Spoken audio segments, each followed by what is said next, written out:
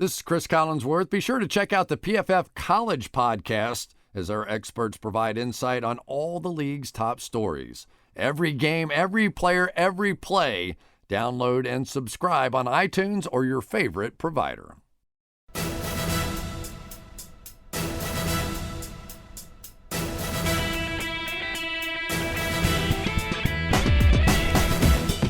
Hello and good morning on this fine Thursday morning. It's December 8th. It's my birthday, and it is the Pro Football Focus Preview Podcast. Welcome. I'm David Tuckman, Sam Monson, Mike Renner alongside me. Not literally alongside me, but you know what I mean. Sam, how are you? They're in spirit. I can feel you in spirit. Mike, how's Cincinnati treating you? Good. That sounded a little weird there. I hope you can't actually feel the spirit. I guess that makes sense. Hey, Mike, is this your first winter in Cincinnati? No, I was here last year. I've been here for just over a year now, so pretty mild last year. It's not too cold. How do you like Cincinnati? Cincinnati's pretty nice. Gets a bad rap, but I think it's a nice city. I don't know. I don't know if it gets a bad rap. I don't even know if people bring it up. It does get a rap, yeah. Like Buffalo gets a bad rap. Nobody even talks about Cincinnati, really. Well, they talk about Skyline, which gets a decidedly bad rap for good reason, but everything else is good besides that. Fair enough. Week 14 of the NFL season upon us. As usual, we'll do our rapid fire. We've got our games of the week, and we have Mike's crappy bets. We'll get to all that in a second. But first, a quick little rant on my birthday about the New York Jets. Sam, you and I touched on it just for a second before the podcast began. How does a team, and I know NFL coaches and players will say it's not true, but it's obvious. It was obviously true to anybody who watched. How do teams, how are they not held accountable for clearly just not showing up? Yeah, I mean, me and Mike talked about this in the podcast earlier in the week, and we were debating whether teams in the NFL tank consciously and actually try and do it. And we don't think they do, but this was the kind of game that gets people fired, because you look at it and you think, if they're not trying to be that bad, or, if it isn't because they're not giving 100% effort, everything is so completely broken that I don't know how you fix it. I mean, there were times in that game where Revis is a good example, because Revis has clearly declined to the point where he's not good. And you can see he has to play guys 10 yards away because he's so scared of getting beat over the top. And it just leads to this series of easy completions. And you get to a point in the game where his body language just looks terrible, because he's like, what do I do? I can't get out in these guys' faces and press them the way I used to. And if I play them 10 yards off, they just pick me apart for free yardage.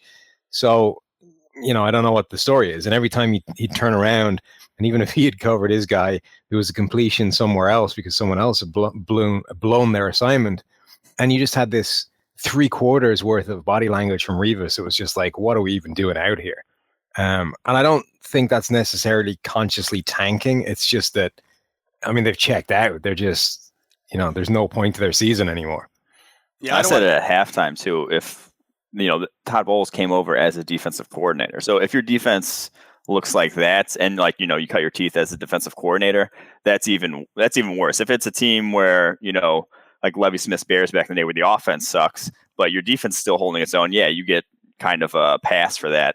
But if it's your side of the ball that's getting torched, then you're in trouble.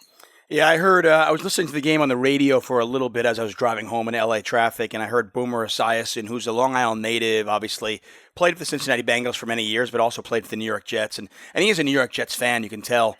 And he was just, he wasn't shy about his criticism of the team and of Todd Bowles, and he kept mentioning how this does not look good for him. Obviously, Damian Woody, I don't know if you guys saw his Twitter rage. He's played 3 seasons for the New York Jets, made 2 AFC Championship games. He was not shy about his criticism. I wasn't shy, as I tried to get hashtag Fire Todd Bowles trending. Didn't work, but hey, there's still hope. I don't believe teams actively tank, because it doesn't really make any sense, because tanking and getting a better draft pick never benefits the players or the coaching staff that is in place at the time they are tanking, theoretically. But I do believe that teams don't prepare and don't work as hard as they did early on in the season, And there's a fine line in the NFL. I mean, you look at this Indianapolis Colts team. This Jets team blew them out about 14 months ago. And this looked like an NFL team versus a high school team on Monday night. It was embarrassing. And I would like to think that the Jets players and coaching staff and owner were embarrassed as well. Anyway, let's get into week 14 of the NFL season. Pittsburgh at Buffalo, Mike. I noticed that the majority of the PFF analysts have picked Pittsburgh, but you are on Buffalo. I think this is a pretty good matchup for what Buffalo likes to do, and what they like to do, obviously, is run the football.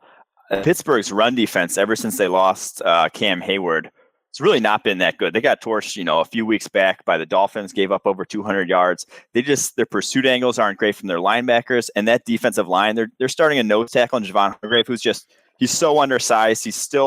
He's impressed me because I didn't think he'd hold up at all versus double teams, but he's still at about 300 pounds, not a guy you want holding up versus double teams. And Buffalo is going to run the ball at you again and again and again if you'll let them. So this matchup, to me, I don't think it's I think Buffalo at home giving 2 points is going to be one of my best of the week, because I just think they'll have success with what they want to do offensively. And at that point, it comes down to their defense, which I think can make enough stops. So.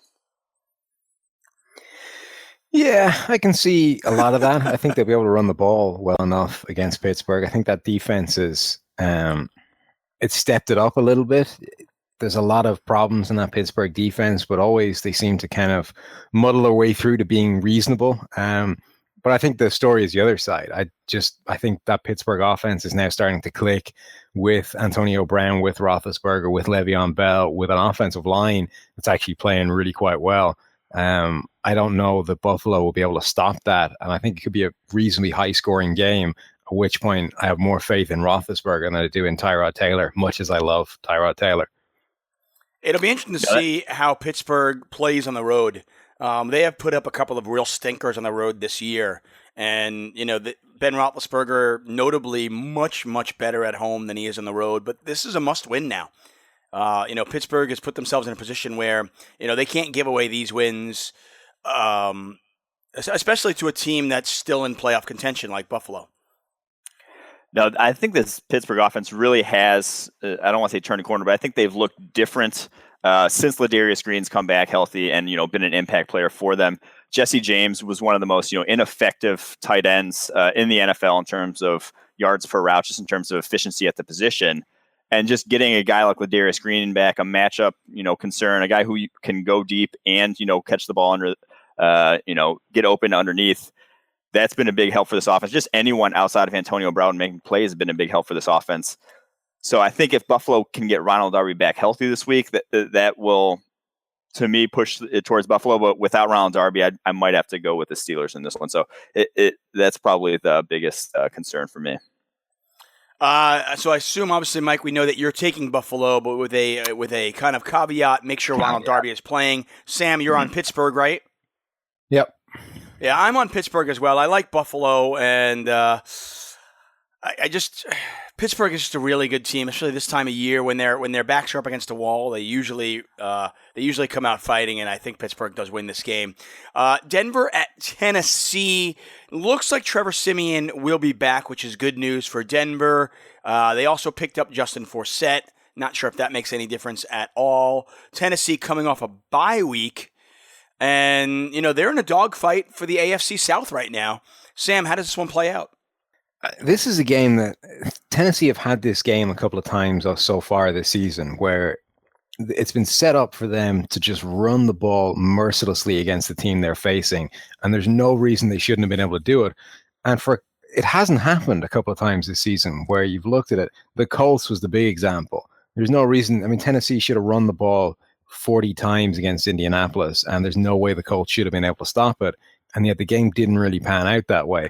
And I think this Denver team is very similar. The weakness of that defense is straight up the middle. It's on the ground. It's exactly what Tennessee loves to do.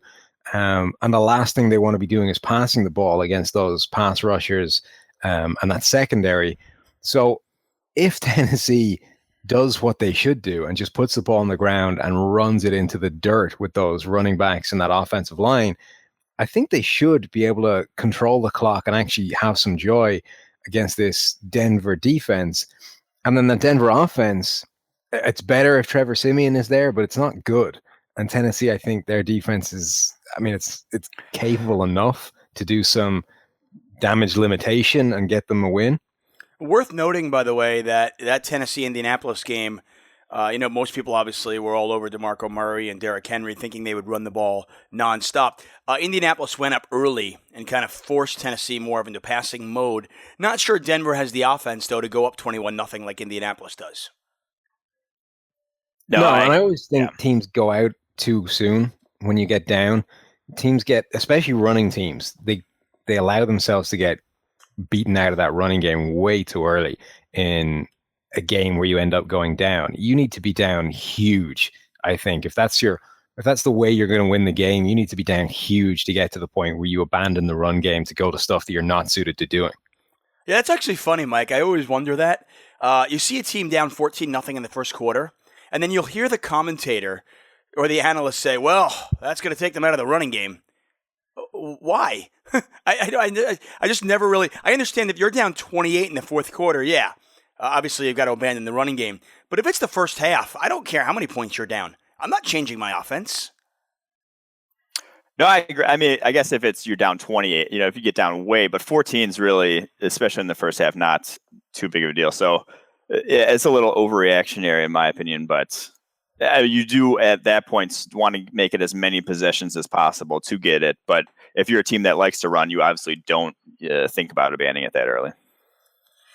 So who do we like in this game, Mike? I actually like Denver, and I agree with Sam's concerns that Denver's run defense is an issue. Last year, they used to just line up and kind of stopping the run was an afterthought for them. Not nearly the case this year. They really miss Malik Jackson. Jerry Crick's not even been close to the kind of production they were getting out of him. But my thing is, in this one, Tennessee's cornerbacks, they had to cut Parrish Cox after their last game because he has been so bad this year. They really don't have a lot there on the back end to match up with, Emmanuel Sanders, Demaryius Thomas. So I think if Trevor Siemian is back fully healthy, they'll be able to have enough success that the defense, if their Denver defense can just limit some of the ground game, they'll win this one. Sam? They activated Kalen Reed, though, so all is well. Oh, yeah. You and rookie corners, I thought you hated him. Mr. Irrelevant. Mr. Irrelevant is awesome. I really like Kalen Reed this draft class. Possibly not to have an immediate impact week one, but still. This is exactly the same logic, really, as I went with the Titans over the Colts, and so I'm going with Tennessee again because they really should be able to do that. It didn't work out last time. We'll see if it does this time. Yeah, if Tennessee can run the ball and Denver has to, throw their way back into the game, we've seen Trevor Siemian have a few big games. Maybe not a great PFF grade in those games, but we've seen him have a big game stat-wise where he was able to put up some numbers, and you figure Emmanuel Sanders and Demaryius Thomas should have some success. I like Tennessee as well. The Washington Redskins coming off a disappointing loss, and you heard it in Gruden's voice, and obviously in what he said as well. He was very disappointed in how they played versus Arizona, and it was a big loss for them as they're fighting for a playoff spot. They traveled to Philadelphia, a tough game for them, but it's a must-win. Mike, what are the matchups to watch in this game? I really think it comes down to Carson Wentz. If he's able to play at any level that he played at earlier in the season, he's really had now I think a 7 or 8 game stretch where he's just been completely ineffective. Starting with that Minnesota game, he hasn't really had a good game since. He's really been, we saw from him the first 2 or 3 weeks of the season, absolutely completely risk averse, was not putting the ball anywhere near harm's way. That's kind of flip-flopped as the season's gone on. He's putting the ball in harm's way more than basically any quarterback out there. He's throwing a lot of balls into tight coverage, and it's kind of did in their season as he's done that. So I think that to me is the biggest thing. Is he able to keep the ball in Philadelphia's possession and control the ball? If they do that, I think they have a good chance to win, especially at home because of what they can do defensively. But I don't trust it, but I think I'm still going to pick Philly in this one. Sam? Yeah, I'm going to go with Washington for all the same reasons that Mike just did. Wentz has fallen off massively. Is a huge concern that offense just isn't getting it done anymore. The defense, I think, has fallen off significantly, and as Mike is so fond of saying, outside of the quarterback and the running back, those that Washington offense is awesome. So, I think it was a disappointing loss for them last week, but I think there were issues that led to it.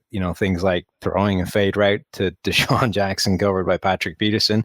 If you just avoid some of the more questionable mistakes, I think they should be able to beat Philadelphia. I like Washington as well. Looks like Jordan Reed. I don't think he is certainly not 100%, and he won't be 100% the rest of the season, but I do believe he is going to play this week. Had limited practice yesterday, and I think that'll make a big difference. I like the Redskins. Arizona travels to Miami.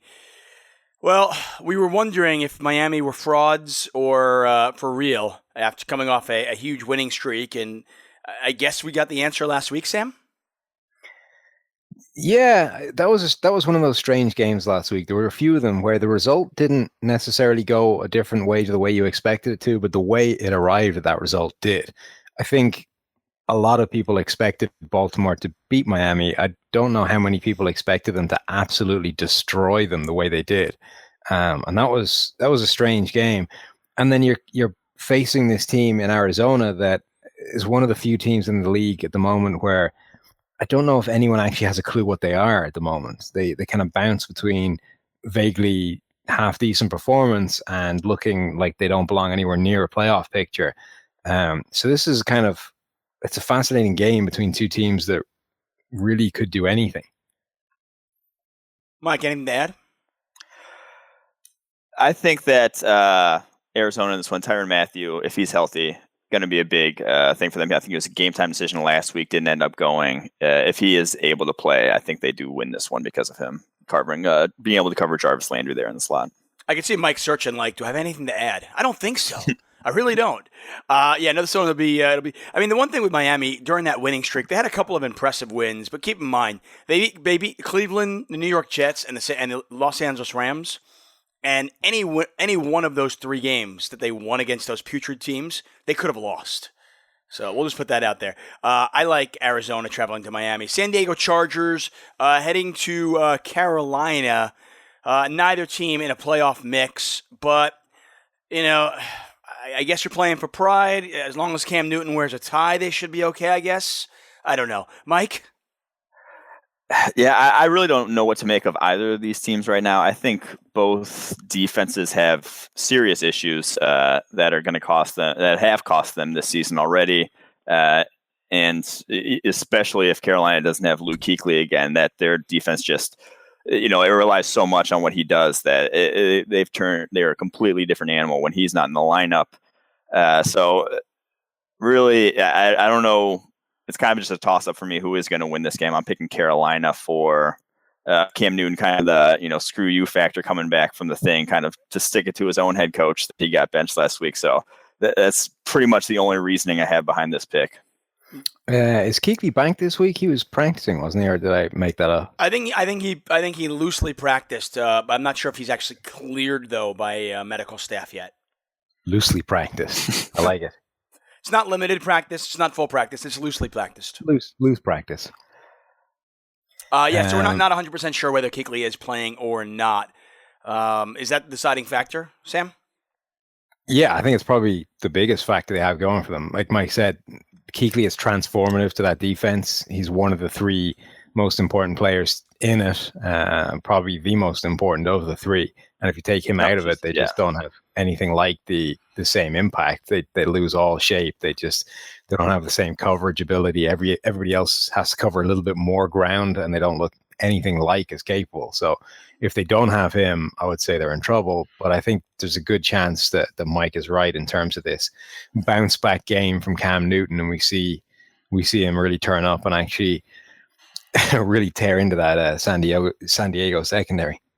The Battle of Ohio. It's Renner's Cincinnati Bengals versus the winless Cleveland Browns. Sam, do the Cleveland Browns get off the snide? Yes, they do. This is the week they avoid going 0-16 because it's been coming for a while, although admittedly not so much in recent games when they've had to start Josh McCown because, well, it's Josh McCown, but there's talk that RG3 is back. Even if it isn't, it sounds like it'll be Kessler. either one of those two guys, I think, gives them a reasonable shot to beat the Bengals, who I don't think are actually that good. And I suspect that Cincinnati, coming off a really good game, are about to nosedive into a really bad one. And we could actually see, finally, Cleveland win a game. RG3 apparently is playing. Mike? Yeah, I'm definitely picking the Bengals in this one for, obvious reasons that, it's Cleveland.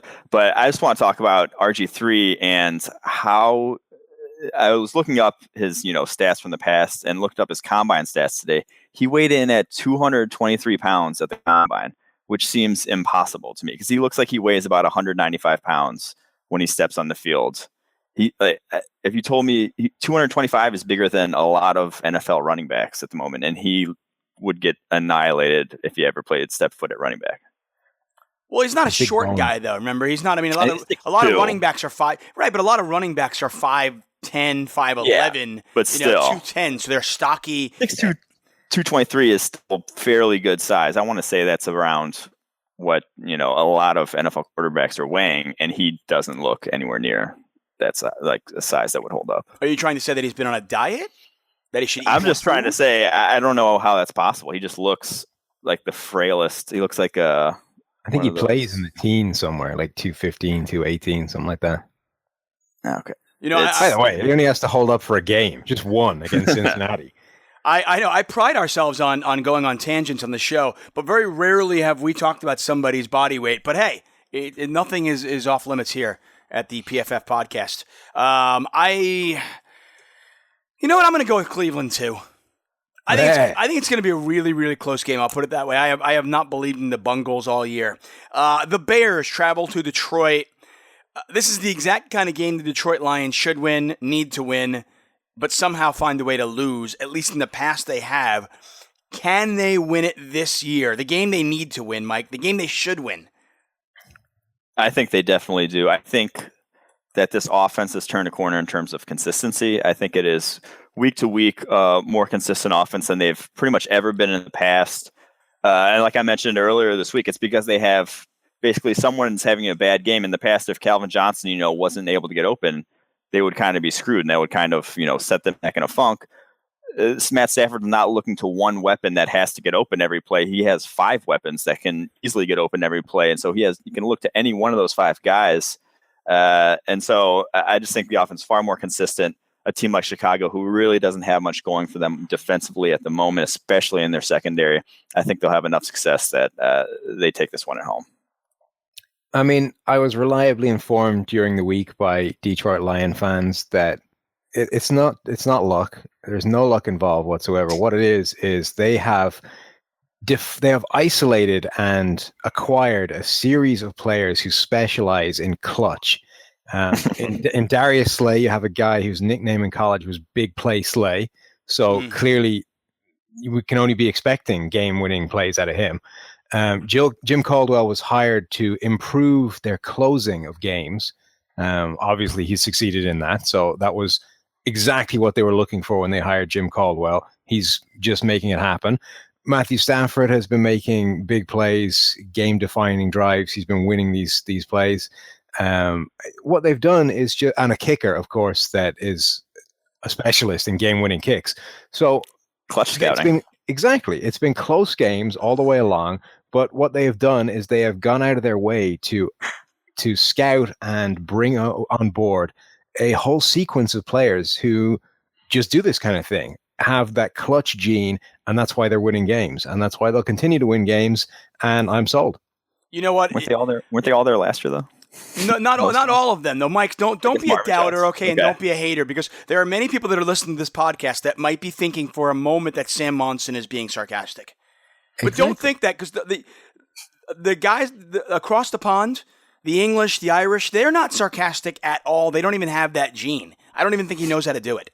I just couldn't see it until it was all pointed out to me and laid out in exact form. What they've done, none of it was luck. They found out exactly what you needed to win, and that is to find clutch players. And the first thing you should be scouting for when you go to college and you start looking at the tape is finding out what the guy's nickname is and does it have anything to do with clutch. And if so, that's got to bump him up at least a couple of rounds. I'm pretty sure, by the way. Just watch his fourth down plays. Mike, just his fourth down, fourth quarter, 2-minute drives. That's all. Mike, you play Madden, right? Not anymore. I don't. It would get me fired if I played. There's a clutch rating though, isn't there? Oof, you're asking the wrong guy. I'm just gonna put it out there. There is definitely a clutch rating in Madden. We all like Detroit. Houston and Indianapolis, although I think the game is going to be closer than people think. Houston at Indianapolis. This is the battle of the AFC South. The Colts coming off a dominating win versus that high school team called the New York Jets. And, of course, the Houston Texans reeling. I felt like they were doing it with mirrors early on in the season, and apparently they have been. But this will be interesting. Lamar Miller versus that Colts front. He should be able to find some room to run. Sam? Yeah, I think the point you made about the smoke and mirrors thing is the right one. We were saying for weeks that this Houston team was not nearly as good as their win record. They're one of those few teams that we were trying to make that point about. And it seems like the last few weeks they've started to come back to where we expected them to be. And they started to lose those games that they were winning. In the same kind of period, Andrew Luck has been pretty ridiculous. He was absolutely spectacular on Monday night against the Jets, admittedly, which is going to help. But I think as much as that's made everything a huge amount easier, but what Andrew Luck has always been defined by was not the good plays that he makes and the really impressive throws. It's how many routine throws he misses and how many bad plays he makes that a guy that's supposed to be one of the best quarterbacks in the NFL just shouldn't be making. And what I think really defined that Jets performance wasn't the good. It was the fact that he basically didn't make a mistake. I think he missed one throw in the entire game that was a genuine quarterback miss. He had one that was broken up by Revis, and everything else basically hit his receivers in the hands or was batted at the line, which happened once. And in previous seasons or previous games, you would see Luck miss 3 or 4 routine passes for no particular reason. So if he's eliminated that from his game, and that's kind of the way he's going this year, that turns him into this fantastic prospect that everyone's been looking for. It makes him realize this stellar potential. Keep in mind, by the way, their offensive side of the ball is finally healthy. Moncrief there, T.Y. Hilton there, Dwayne Allen is there. And I'm not suggesting that's why they were so dominant on Monday night and why, Andrew Luck has been, much better as of late. But it certainly can't hurt. Mike, who wins this game at the end of the day? I think Indy does, being at home, like you said, having all those weapons. But I will say this, the Houston Texans have a cornerback, stable that can keep up with those Colts receivers. I think Jonathan Joseph, AJ Boye, and Kareem Jackson kind of get a bad rap. I think that's one of the better secondaries in the NFL right now. But at the same time, what they're throwing out offensively right now and how bad that offensive line is just prohibitive to any chances that they have, even against a defense like Indy's. Like we said, they came back down to earth in a big way, and this Houston team is just, they're reeling. I don't see them making the playoffs at this point the way they're playing. I like Indy as well. Tuck's fearless projection, I do not believe Dwayne Allen will get 3 touchdowns this game. I know. I'm going on a limb. I'm just going to put myself out there. Which this brings us to Mike's crappy bets of the week. Love that music. Mike, who do we like? I mentioned it already, and it's just one game this week, and it's the Bills at home against Pittsburgh. I think a lot, like I said, they have a very favorable matchup in terms of the run game. That's going to make sure they score points offensively, and then I just don't think, Pittsburgh's this world beater of an offense that's going to be able to put up 30 plus on them. So go Buffalo, getting 2 points. So I kind of like, just because you only have one game, I'll throw a game out there, and it's going to lead us into the other game of the week. I like Green Bay at home. I've seen they're getting 3 points, some places 3.5 points. If you can get 3.5, I'm all over it even more. But I like the Packers. I think Seattle without Earl Thomas is a different team. So I like the Packers plus the points, which brings us to the game of the week. Sam, first off, I know you did a hot take podcast on Earl Thomas, but for those of us that did not listen to that one, what does Earl Thomas's loss mean to the Seattle Seahawks? And how do they continue? And talk about it in terms of this game. Yeah, I mean, me and Mike said during the first podcast earlier in this week that Earl Thomas might be the single most important player they could lose outside of Russell Wilson on that team in terms of how much how much he means to that roster overall. And as I was explaining during the short podcast, that defense functions because of Earl Thomas's skill set. You know, teams can find shutdown corners; they're out there. Teams can find those impact player, strong safeties, and typically those guys can even have careers after they've been tried and failed as the deep middle free safety. But teams can't find another Earl Thomas, and it's why all these systems, or why all these attempts to replicate Seattle's system outside of Seattle keep failing, because no one can find the Earl Thomas, the deep lying free safety that can run a 4-3, that can make the sideline without lining up 25 yards off the line of scrimmage. And because he can do that, can still impact the run and impact all the short stuff over the middle. So potentially taking him out of them is a real body blow. But when you look at the guy that's replacing him in Steven Terrell, he's a guy that, at least from a measurable standpoint, is an Earl Thomas clone. He's basically the same size, same height, weight, ran a 4-3 in terms of 40-yard dash. So he's got blazing speed. And we've only seen like 150 snaps from the guy, but they've been good. And they've included plays that are high quality coverage plays. So I don't expect him to be able to replace Earl Thomas, but if he can do an even passable Earl Thomas imitation, it allows the rest of that defense to continue functioning. And they still have Cam Chancellor, Richard Sherman, the rest of those building blocks are still in place. That they don't potentially need they don't need the exact replica of Earl Thomas the way some other teams do, because they have the players that can pick up that slack a little bit.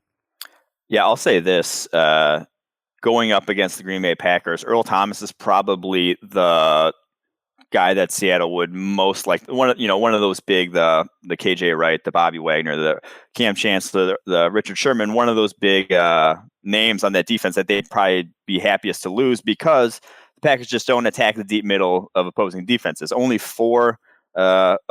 Rodgers only 4 of 22 on passes.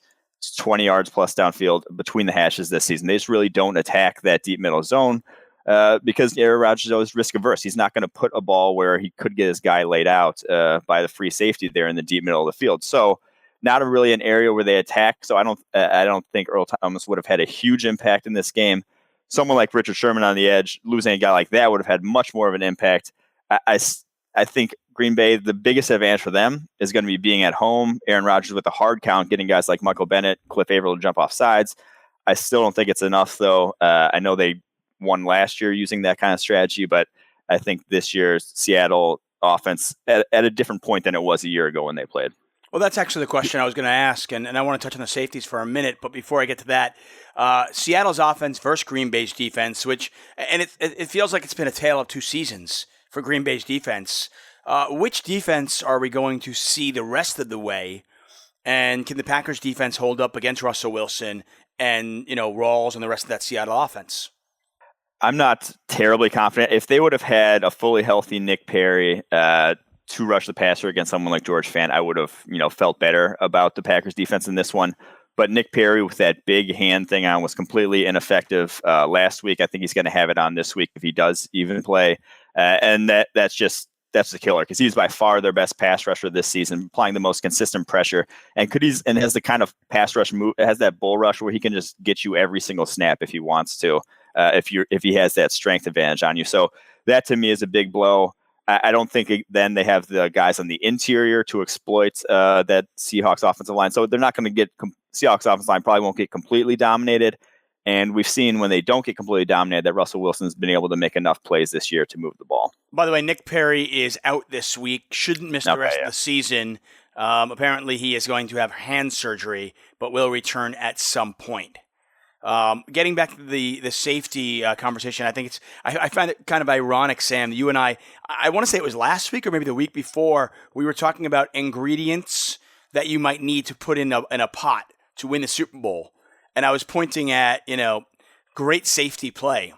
And I said, why can't a team just find the great safety? And you basically pointed out they're hard to find. You look at the Indianapolis Colts team when they finally won a Super Bowl. It was Bob Sanders. Pittsburgh, Troy Polamalu. Baltimore, Ed Reed. And obviously with Seattle, Earl Thomas. And obviously different players and different skill sets, but dominating safeties nonetheless. I just found it ironic that we were talking about it, and fast forward 1 week later, and Earl Thomas is gone, and apparently, unfortunately, contemplating retirement. I think now it's a specific type of safety that's very difficult to find. I think you can find impact safeties, but you can't find that Earl Thomas role, that deep lying free safety that's able to impact all facets of the game. It was easier to find those guys when everybody was playing with two high safeties, and your impact player didn't have as far to go and was controlling a smaller section of the field. It's just harder. I don't think there's been another one. It's been Earl Thomas, and since then everybody has been looking for an Earl Thomas, and nobody has really found one yet. Sam, you like Green Bay, right? Yeah, this feels like the kind of game that the Packers win just to prove that they're still Green Bay for no particular good reason.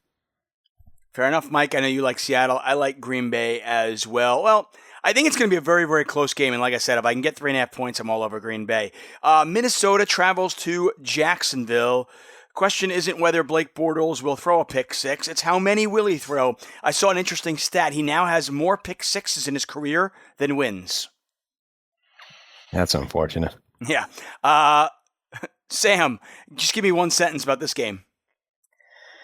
That was pretty much it. The synopsis of Blake Bortles and his throwing pick sixes. You can't win games with a quarterback who's inclined to throw the ball to the opposition and put points on their score sheet.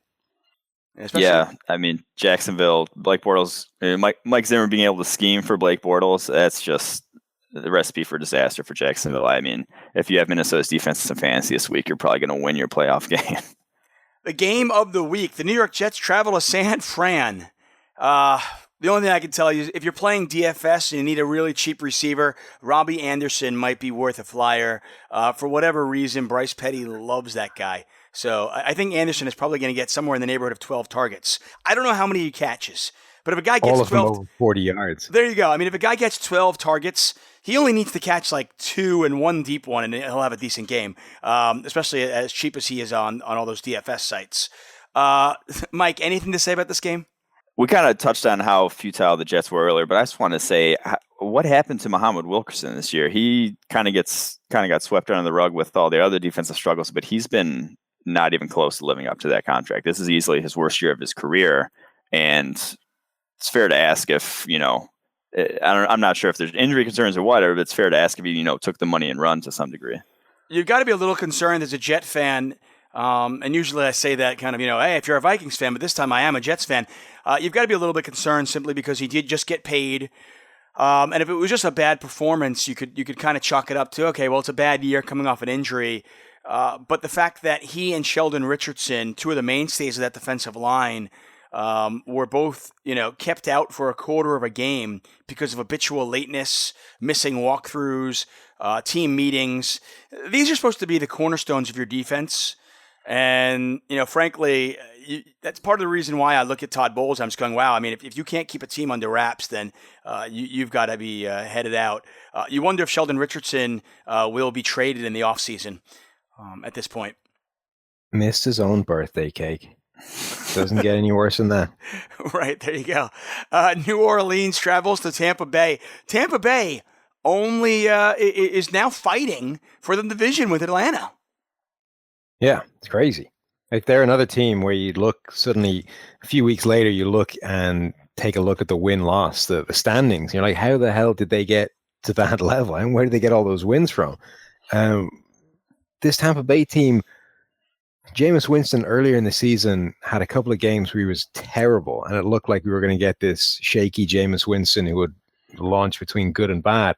But since then, kind of like his rookie year, he's really put together this streak of excellent play, pretty much targeting only Mike Evans because that's basically the offense. So Cameron Brate has become more of a threat as well.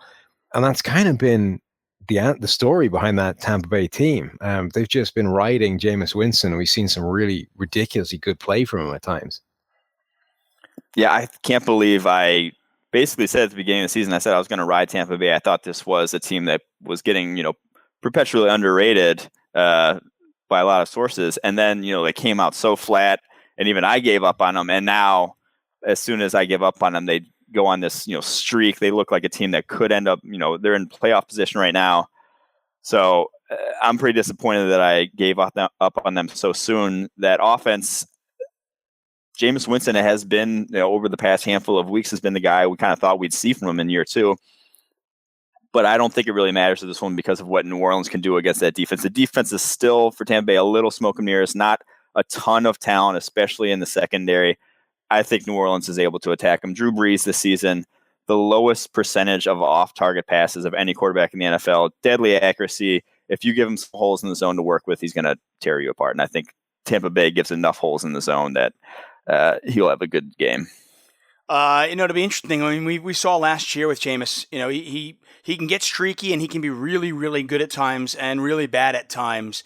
And it'll be interesting to see over the next few years as he matures if he can, limit the bad and get a little bit more consistent. Bucs offensive coordinator Todd Monken, apparently not happy with the running game, is prepared to give Jacquizz Rodgers a little bit more of an expanded role. And Charles Sims also possibly returning from IR. So a couple of more weapons that might be utilized by that offense. We'll see how it plays out. I don't think this game is close. I think Tampa Bay runs away with it. I just think they're a better team. I think New Orleans is one of those teams because of Drew Brees and Sean Payton. They are perpetually, I'll use your word, Mike, I think they are perpetually overrated. Ooh. I always feel like they should be winning more games than they do, but I think it's their defense. It's just been so bad for so long, and it's not really good right now either. So I'm kind of just going off of the Breeze factor in this one. You're not alone, by the way. Everybody thinks New Orleans should be better than they are, but since they've won the Super Bowl, they're basically a slightly below 500 team. That's what they are. And at some point, I mean, like Bill Parcells says, you are what your record says. I mean, it's not even like one kind of like, wow, that was a weird season. What did the Saints do? I mean, if you look at the Saints the last 4 or 5 years, since they've won the Super Bowl, they're just not a very good team. Harsh. Sorry. I mean, it's the truth, I think. I mean, tell me I'm wrong. I mean, I know they have Drew Brees, and I know people love to say Sean Payton is a god. But it's funny, Rex Ryan got hammered for years because his defenses were good, but he couldn't do offense. Sean Payton, for whatever reason, gets a pass, even though his defense has been atrocious for years. And I don't get it. No, I had the take earlier in the year. I can't believe Mickey Loomis gets so much of a pass, but he is that roster has been kicking the can down the field, for like years now. Their salary cap management has been atrocious, and he is also has a prominent role in the New Orleans Pelicans front office in the NBA. So I don't know how he does both, but I think he deserves to be held accountable for what kind of he's done for all the things you just mentioned there about the Saints being a below 500 team. The Falcons coming off of a loss where, I mean, last week's game versus KC, I'm sure you guys covered it already. It's one of those games that somehow KC wins those games, and somehow the Falcons always find a way to lose that kind of game. Sam, do they rebound off that terrible loss at Los Angeles? Yeah.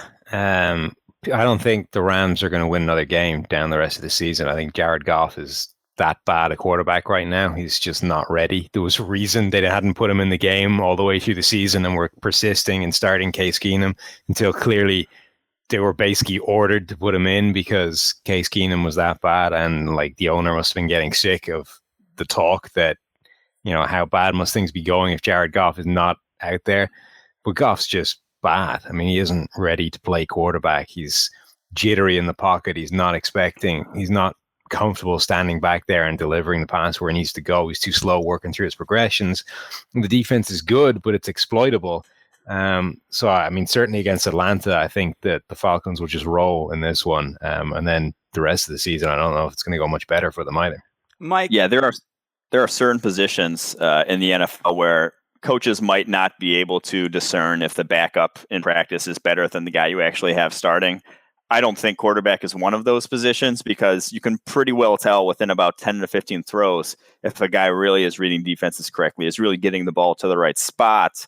And so if he wasn't able to play over Case Keenum when this is your number one overall pick, and you have all this invested in him, and every fan in Los Angeles wants to see him starting, that probably should have been the first sign that, hey, this guy might not be ready to start, and might, when he does come in, be somewhat of a liability. And he has definitely been a liability. I don't think that changes even going up against a poor defense like Atlanta's. Hey Sam, are the Atlanta Falcons contenders? I mean, in a year where some people are saying pundits. You like that? You like that? That's for you. That's for you, Rams analytical dude. No, for some of the pundits, are suggesting that this particular season is wide open. Who's going to win the Super Bowl? Every team's got flaws. Are the Atlanta Falcons contenders? I think they have to be, don't they? I mean, aside from anything else, I'm not sure there's any juggernaut team. Dallas are running away. They keep winning, but they nearly lost to the Minnesota Vikings, who are not a good team at all. They've got a good defense, but they actually handled that part of them relatively easily. There's nobody out there that you look at if you're the Atlanta Falcons and say, we can't beat this side unless things go dramatically in our direction. I think that offense can score on anybody. The defense isn't good, but they can make some plays. They can do enough to hang in most games. And then you're coming down to those few key plays either way. And against Kansas City, they went against them, the fake punt touchdown and the pick two. But that's not to say that would happen again. If those two teams played each other next week, maybe one of those two plays doesn't happen and the Falcons win that game. So I think they have to be contenders. It's just whether they're one of those contenders that actually is ever likely to make it happen, or whether you're always going to wait for a Matt Ryan mistake to throw it away. Matty, I think they're definitely contenders. I mean, if you have the number one offense, I think they have the number one offense. Even right now, with the Patriots with Rob Gronkowski out, I think the Falcons have probably the best offense in the NFL. I mean, their defense has been pretty suspect, but if you can score points on anybody, you can be in every game and have a chance to win every game. So I think they're contenders. I don't think they're the favorites by any means, but once it gets to the playoffs, if they do make it to the playoffs, I think they have as good a chance as anybody there in the NFC. Matty Ice 1-4 in the playoffs, but Seattle without Earl Thomas has to give Atlanta a little bit more hope. Of course, they have to win the division though first, and Tampa Bay not rolling over by any means. You mentioned the Dallas Cowboys, certainly a contender in the NFC and for the Super Bowl as well. They traveled to New York to avenge their only loss of the season. Sam, what's the matchup to watch in this one? By the way, JPP is out. Yeah, that's a big hole for them. Mike's been on it all year. Those two defensive ends just don't come off the field. JPP, I think, is up at like 790 snaps or something. The only guy ahead of him in terms of snaps played for edge defenders is his teammate, Olivier Vernon. And those guys are like 60 snaps ahead of any other edge defender, which is basically a full game's worth of snaps. So you suddenly take off a guy that basically has never come off the field. They only have one other defensive end that's played more than 100 snaps over the course of the game. And that's a Diggy Zua, their third-round pick from a couple of years ago, and he hasn't played them well. So you're suddenly putting in essentially a complete unknown to that position on the field, but it's an unknown that's unlikely to have the advantage against one of the better offensive lines one of the better offensive linemen in the NFL, the best offensive line. The single biggest or most interesting matchup to me, though, is right in the middle, and it's Travis Frederick against Damon Harrison. When I was watching the tape of what the Dallas Cowboys did to the Minnesota Vikings last week, it was amazing how easily they controlled Linval Joseph on those outside zone run plays. Linval Joseph is one of the best defensive tackles in the NFL when it comes to defending the run. Is a really strong guy. He's quick. He can move. And Travis Frederick just completely controlled him, whether it was down blocks, cutting him off on the play side, whether it was reach blocks, getting around him with speed and then cutting him off. It took until like the third quarter until Linval Joseph got a win out of that one-on-one matchup. I don't think that happens to Damon Harrison. I think he's just too good, too dominant against the run. And that'll go a long way to trying to bottle up Ezekiel Elliott in this run game. The Giants, I think, did that probably better than anybody else this season, way back in week one. Albeit there's two very key pieces of personnel that have changed since then. JPP, like we talked about, and Lyle Collins going down and Ron O'Leary coming back in, which has actually been a massive upgrade for them. So they did a really good job of shutting down week one, but I think two separate things have swung in Dallas's direction since then. Mike, anything to add in this one?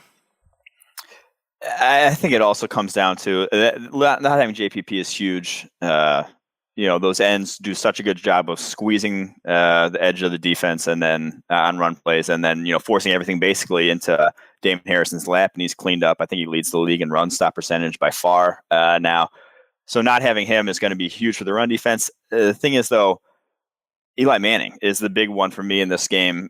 Can he play like Eli Manning that we've seen not this year, but any year prior? Can he actually make some throws down the field, hit some open guys? Because while Dallas secondary has been good, I think Odell Beckham can still get open against them. I mean, if they're going to try to play man coverage against him, he's still going to be able to beat whoever's going up against him.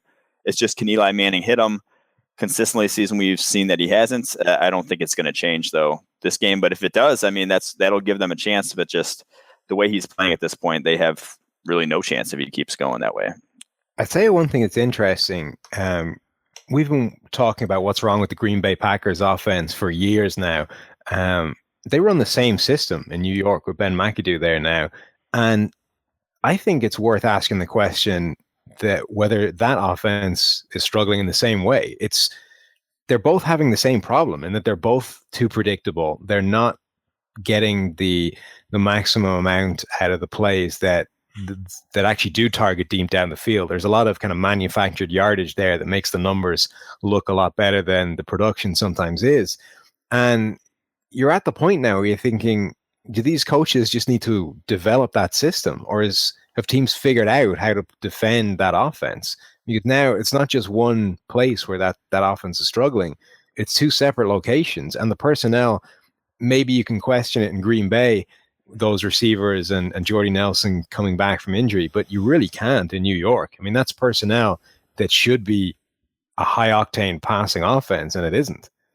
You guys touched on, whether Eli Manning is done. And I think I asked the question probably 2-3 months ago. And I said, is Eli Manning, near the end? And I think sometimes we forget, sometimes we get spoiled by the Tom Brady's of the world. And, we see these 38, 39-year-old quarterbacks just performing at an amazingly high level. And we forget about the fact of the matter is that a lot of players reach the end at 34, 35. Eli Manning is going to be 36 years old in January, and Sam is holding up a list of quarterbacks that have retired at right around this age. I mean, I asked the question before, and you guys talked about it this week. It could be the Bob McAdoo offense, and it could be a number of different things. It could just be the fact that Eli Manning has never been the best decision maker in his career, but physically he's always had the tools. And if you're not the best decision maker, and physically you just deteriorate a little bit, it can be very apparent and it can have dire consequences on the field. I mean, obviously, even more so in New York with Revis. We saw, I mean, his skills have eroded just a little bit, and you see what's happening and what other receivers are doing to him. And that, to me, that's what appears to be happening with Eli Manning. He's not the decision maker that Peyton ever was, and you wonder if 36 years old, he'll be that in a month, if he's just, he's pretty much come to the end of his road. I don't know. Sam, who are you talking about? Who else is retired at this particular point in his career? Yeah, I was kind of doing it on the fly when me and Mike were talking about it earlier in the week, and I looked through just the last generation of quarterbacks to retire. When I had a bit of time, I started looking a bit beyond that, and Drew Bledsoe was 35 when he retired. Dan Fouts was 35. Boomer Esiason was 36. Jim Kelly was 36. Like you say, we've kind of been spoiled by these Mannings and Bradys and Favre. The guys have gone on to 40 and don't look like they're ever going to quit. And we just accept now that that's kind of how long a quarterback lasts in today's offense. But it didn't used to be. Quarterbacks did used to break down and get to the end of their career by mid-30s, 35, 36 years old. Was not unusual to see quarterbacks deteriorate to the point where they just weren't able to get it done anymore at a high level. And that's the age that Eli Manning is in. And maybe he is a throwback in that regard, in that, Phillip Rivers still looks pretty much as good as ever. Ben Roethlisberger looks as good as ever. There are quarterbacks out there that do appear that they're going to go far longer than that. But maybe Eli Manning is just one of those more old school quarterbacks in that we've reached the age where we're seeing him start to go. I mean, I turned 27 today, and I lost it 3 years ago. Yeah. It's weird. Your Pro Bowl career is long behind you. Right. You never know when you're going to lose it. It sounds like we all like Dallas. Any dissent? No. Okay. Baltimore at New England. This is always a classic battle. And somehow, some way, the Baltimore Ravens defense continues to chug along, playing really well, coming off a fantastic win. And they're in control in the AFC North. How do they match up versus New England this Monday night, Mike? Let's say I think Baltimore's defense is kind of starting to, it would scare me if I'm the rest of the AFC, the way they're starting to gel and come together. The return of Elvis Dumervil, someone else along the defensive front that can produce consistent pressure alongside Terrell Suggs. That's scary because if you get the pocket collapsing on you with how talented this, Ravens secondary has played this season, that defense could be good, could make some noise come playoff time. I think that this game ends up being close. I still don't trust, though, Joe Flacco on that offense. Joe Flacco looked fantastic against the Dolphins. He was throwing, on rhythm. His ball was coming out of his hand. Even under pressure, he was, putting it to where it needed to be. But then he still had that kind of off-target overthrow that ended up in an interception. He still has those Joe Flacco moments. I think New England, what they can do is force you into some more of those Joe Flacco moments. So I'll go with New England in this one, but I think it's going to be a close game. The Ravens, I think they're better than even what their record shows right now. I've picked the Patriots to win this, and I think that they are the better side. Gordon McGuinness has picked the Baltimore Ravens, and he's the only PFF analyst to do this. And it's worth pointing out that he's also the leading PFF analyst on the season pick'ems by a few games, I think, at this point. And that'll be a second year running last week. Running of winning the thing. So I'm just putting that out there. Gordon has picked the Ravens, and he's the only guy to do that, and he's leading the Pick'ems for the second year in a row. I think it's close, and Baltimore do seem to have a habit of playing the Patriots pretty close and pretty well, even when a lot of other teams struggle. The Patriots, I don't think losing Gronkowski was the body blow it would have been in seasons past, except that it's been coupled with this complete nosedive in performance from Martellus Bennett, who earlier in the season was picking up the slack that Gronkowski left, and this time hasn't been able to. He's disappeared. The Ravens will be able to shut the run far better than anybody else has. Really bottle up LeGarrette Blount, make him work for the yardage that other teams have just been giving him for free around the edges. And at that point, I think that becomes a lot tougher for the Patriots. They've got to rely on those short, small receivers that have been working spaces and kind of getting the high percentage stuff. There's no Gronkowski there or Bennett to make the big kind of rumbling yards after catch plays. It's going to be kind of tough sledding for them to actually get that much done on offense.